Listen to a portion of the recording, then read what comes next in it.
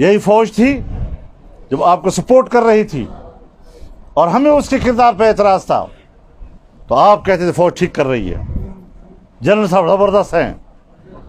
आज जब वो न्यूट्रल हो गया है तो तुम उसे जानवर कहते हो। मैं तो खैर तासीन कहता हूँ, मैं तो चाहता ही हूँ कि न्यूट्रल रहे, लेकिन ये तुम्हारे हक में इस्तेमाल हो रहा था, उस वक्त ठीक थे वो। आज उनको गालियां दे रहे हो तुम, शर्म नहीं आती तुम्हारे इस यू टर्न पे तुम्हें? इलेक्शन कमीशन ने इलेक्शन कराए 20 सीटों पर ज़िमनी, आपने कहा ज़बरदस्त ज़बरदस्त माशाअल्लाह, नताइज पर खुशी। और अगले दिन जब खबर आई कि फॉरेन फंडिंग केस का फैसला आने वाला है, इलेक्शन कमीशन मुस्ताफी हो जाए। अब क्यों भाई? एक दिन पहले शुक्रिया ज़बरदस्त हो गया और अगले दिन इलेक्शन कमीशन मुस्ताफी हो जाए। क्यों मुस्ताफी हो जाए? तुम्हारे गिरबान में हाथ पड़ गया, तुम्हारी चोरी पे हाथ पड़ गया, तुम्हारे घपलों पे हाथ पड़ गया। और मैंने हुकूमत से कहा है, परसों हमने मीटिंग की, कि अगर वो पाकिस्तान के मुअज़्ज़ज़ तबके को, मुअज़्ज़ज़ीन को जेलों में ठोस कर ज़लील रुस्वा करते हैं, तो पाकिस्तान के बैनुल-अक़वामी चोर को हम एक एक मुकदमा डालकर उसको गिरफ्तार करेंगे इंशाअल्लाह। तो इस तरह हम नाचने नहीं देंगे। ये तो शहबाज शरीफ साहब है, ज़रा गैर ज़रूरी शराफत दिखा रहे हैं। गैर ज़रूरी शराफत। अब हकीम सनाउल्लाह का मिलाओ, हरकत में लाओ उसको जी। कितने बड़े बड़े केस पड़े हुए हैं, बिलियन ट्री, 1 अरब दरख्त मैंने लगाए हैं, किधर है दरख्त? BRT का क्या हाल देखा, किससे पैसे खाए हैं? मौलाना जबे वाला केस किधर गया जी? इतने बड़े बड़े तुमने क्या कहते हैं गोह निगले हैं कि अब उसका हिसाब किताब होगा आपके साथ। लेकिन मैं ये ज़रूर कहूँगा कि फॉरेन फंडिंग केस का क्यों मुआखर किया जा रहा है। नेब के खिलाफ कानून साजी हुई, अदालत ने समाअत के लिए कबूल कर लिया। हम अदालत का एहतराम करते हैं, अदालत को अदल इंसाफ करने का पूरा इख्तियार हासिल है। लेकिन अदालत को इतना तो ज़रूर कहूँगा ना कि कानून साजी पार्लियामेंट का हक है, पार्लियामेंट का हक अदालत नहीं छीन सकती हमसे। उसे हक नहीं है कि वो मुझे कहे कि आपने ये कानून इस तरह क्यों बनाया है। मैं सोचता हूं कि नेब का तो इदारा ही नहीं होना चाहिए था।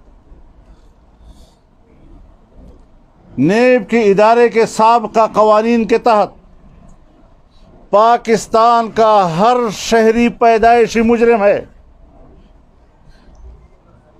जब चाहे उसको गिरफ्तार कर लो, जब चाहे आप उस पर इल्ज़ाम लगा दें, फिर साबित भी वो करे कि मैं बेगुनाह हूं, वरना आप बुनियादी तौर पर मुजरिम हैं। यह कवानीन, इसको हम तस्लीम करें, इसको हमें तब्दील करना है। और कानून बनाने का हक पार्लियामेंट को हासिल है, यह अदालत का काम नहीं। लेकिन यहाँ पर हौसला अफजाई की जा रही है। किस चीज़ की हौसला अफजाई? बात वही है जिस तरह अदालत ने कहा कि जो रूलिंग थी असेंबली के अंदर वो आईन शिकनी थी, डिप्टी स्पीकर ने भी आईन शिकनी की है और सदर मुमलिकत ने भी आईन शिकनी की है, उस पर कार्रवाई होनी चाहिए। और हमने मशवरा दिया है अपनी हुकूमत को। बात बुनियादी ये है कि हम इस वक्त मुल्क पे एक यकजहती की तरफ जाना चाहते हैं।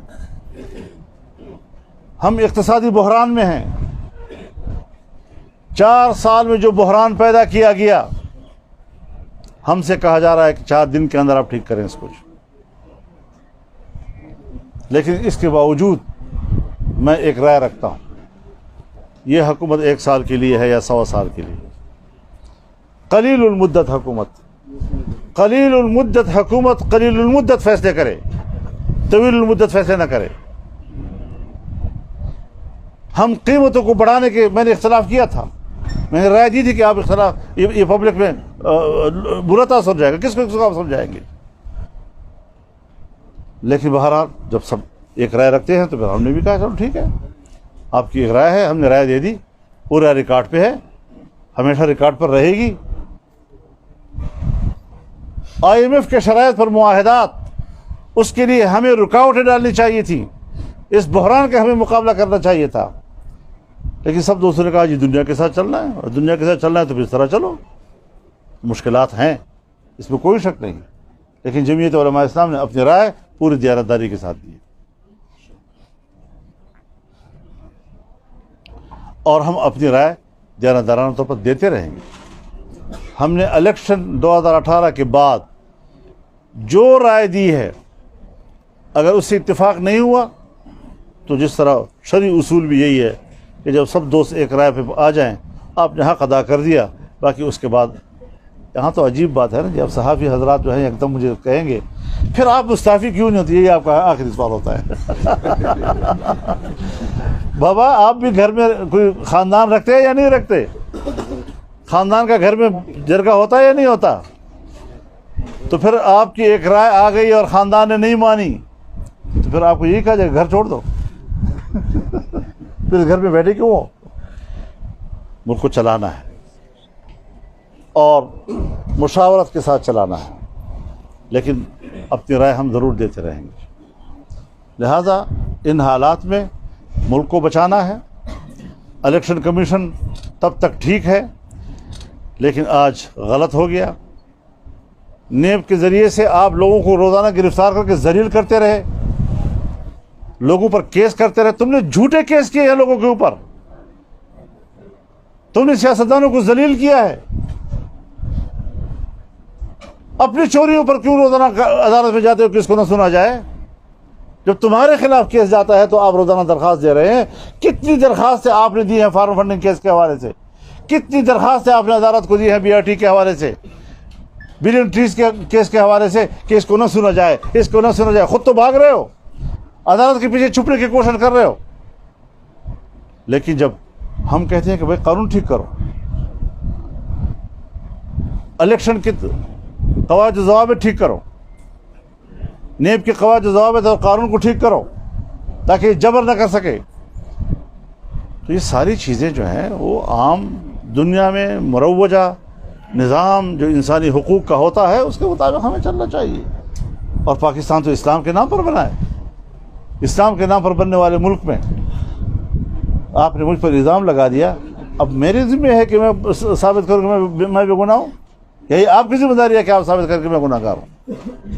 ये सारी चीज़ें जो हैं दुनिया में इम्तियाजी तौर पे चल रही हैं पाकिस्तान के अंदर, इसका ख़ात्मा करना हमारा बिल्कुल मकसद है। और आपको इक़्तिदार से उतारना ये पाकिस्तान की वफ़ादारी है। मैं आज भी पाकिस्तान के हर उस शहरी को दरख्वास्त करता हूँ, इल्तिमास करता हूँ कि पाकिस्तान को तबाह करने के काम में इमरान खान के साथ न जाए। मुल्क को बचाने के लिए आप मैदान में आए।